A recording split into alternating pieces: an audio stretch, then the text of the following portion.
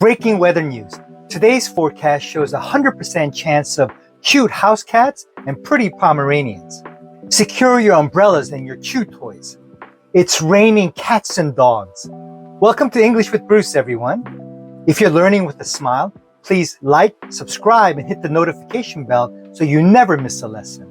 Ever texted, "The rain is heavy," or "It's pouring," and felt something was off? Native speakers don't say that.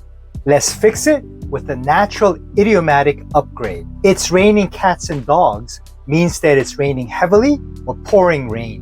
In Korean, you can say 비가 억수같이 쏟아진다.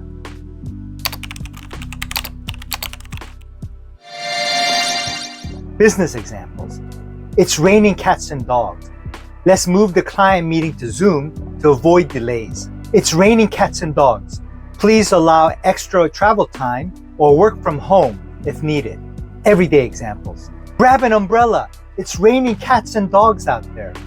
I got soaked. It was raining cats and dogs as soon as I left the subway. Thanks for watching. Please like, subscribe, and hit that notification bell.